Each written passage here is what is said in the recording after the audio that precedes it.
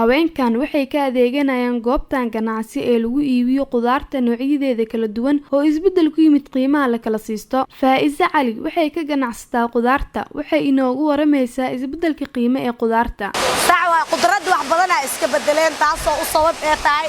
bisha Ramadaan markii la galay koorteeda raqiis ah jirta laakiin hadda maciishada dhameed way isbedeshay sida hadda oo kaleete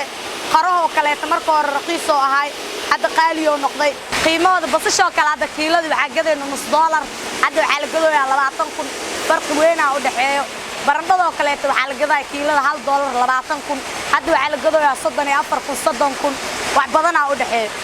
qaraho kaleete hadda xabadiisa 2 bar la gadaa $3 hadda $4 3 bar la gadooyaa cambo kala xabadii waxa la gadaa 8,000 10,000 hadda xabadii $1 ee maroosa sida cabitaanka kaleete hadda baashan shaliyo kala qaali ah maanta hadda way jabantay saaid u soo raqiistay marka kiiladeeda shali waxa gadeen $6 $5 maanta waxa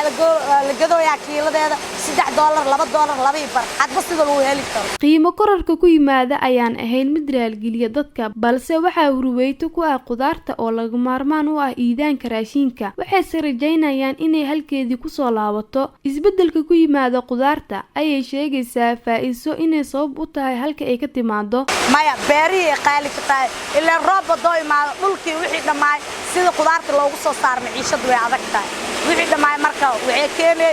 qaad isku bixin ma keenayso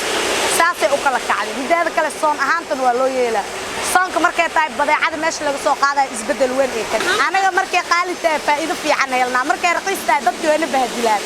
anaga markay qaali tahay dadku ka faa'iidnaa waxa kamid ah barbarooni oo kale 2 xabad kun gadi jirnay hadda xabadii waxay maraysaa 6,000 5,000 basasha kaleete xabadii waxa la gadooyaa 4,000 3,000 ku shilna la gadi jiray wax badan ay isbedelay inta badan marka la gaaro bisha Ramadaan waxa isbedel qiimo ah ku yimaada waxyaabaha daruuriga ah taasoo dad badan u arkaan arin u baahan in wax laga bedelo si dadka aan ladanayn ugu adkaan nolosha.